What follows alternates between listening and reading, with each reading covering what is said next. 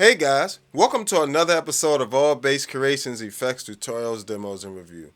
Today we'll be going over compression and limiting pretty much. A really useful effect. It kind of gets overlooked because it's not the fanciest of effects, but it's a necessary effect in whether you're playing live or in the studio or wherever. So what you just heard just then was a combination of preamps and compression. So let's just go through a bit of what I have on here. I have only thing you cannot see is I have a pedal board on the floor, and that on that B6, the B3, excuse me, the Zoom B3, I'm running the 160 compressor. And this same compressor is available on the B3, the MS60B, the new one as well, the MS60B Plus, the B6, the B14, the B24. It's a standard Zoom compressor, but it emulates the DBX 160A rack compressor, which is a famous compressor from the 80s, which is really nice compression. But if you don't want to carry around a rack, you can grab one of these Zoom pedals, or just this applies to any compressor. These settings. So, um, what I typically what I would typically do is set the threshold to -6, and the ratio. So the threshold is when how loud the sound gets before the compressor actually kicks in. So anything that gets up to that -6 threshold is going to bring it back down to and compress it by this ratio of 2.1. So it's gonna cut it down just a little bit, not too much. Not at 2.1 is not the hardest compression. Very light compression is what I like in the beginning of my chain. That way I get as natural of a sound, but without while still evening out some of the peaks of the sound, so it's not like overbearing, but also brings out a little bit more of the characteristics of your fingers in your playing. So let's get a little bit of that by itself, and I have that set to the gain on that is 0 and the knee set to hard. So let's take all this stuff off real quick. And we'll be going through a few different compressors, not just on the Zoom stuff, but I also have the TC Electronics Spectracomp, which is one of my favorite multi-band compressors. Make sure y'all subscribe, like, and share. Let's not get too far without doing none of that. I need y'all on that. And if these videos help you out and you want to see them keep coming, definitely hit the super thanks and the Cash App, Cash Sign Reggie Payne Bass, and I definitely appreciate y'all. You know helping a brother out, especially if you get something from my videos, I would appreciate it a lot. Thank you. So, let's start with just my bass dry.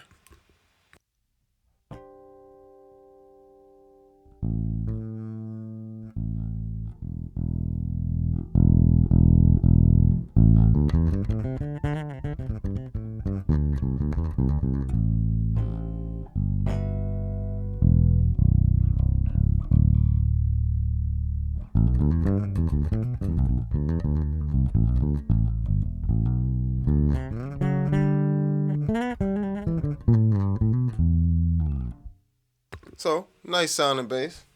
Um, Kick on that 160 compressor.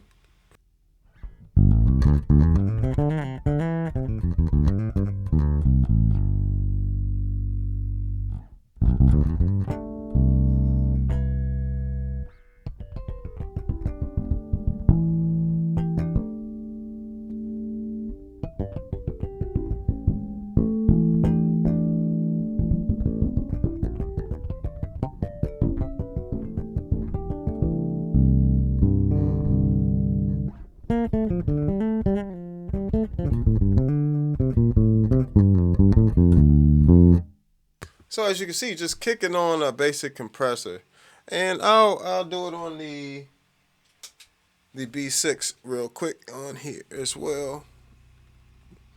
So let's change this to a 160 compressor. Bam. So same settings, -6, ratio 2 to 1, hard knee. And so again, without it,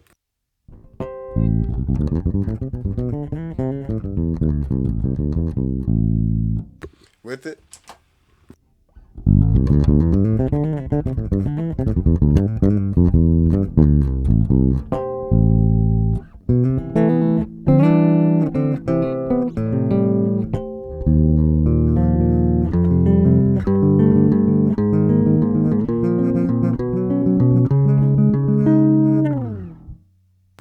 So as you can hear, very nice sound to it, you know.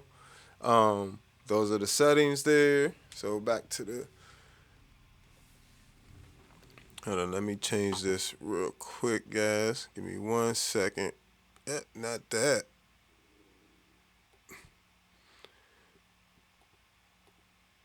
So basically, you're kind of just evening things out. You know, you're not trying to get rid of everything. You know, all your dynamics. You need your dynamics. But you definitely want to have something that controls those peaks on bass, especially when you got like that low B string. So I'm gonna do a comparison real quick.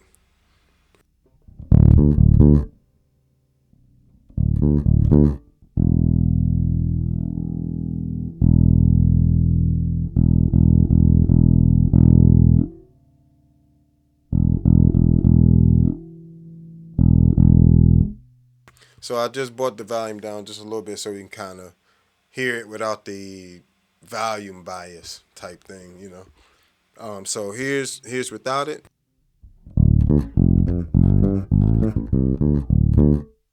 Here's with it.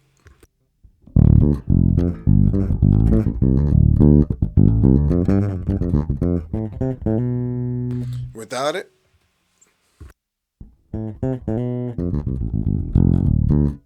So as you can see, it brings out the beef without you having to boost all your, over accentuate your lows. It also brings out, good parts of those mids and highs as well. It brings down those lows and allows you to essentially, it leaves a lot of the highs unless you really crank the highs. It leaves a lot of that treble unaffected. If it's a good compressor, you have it set properly.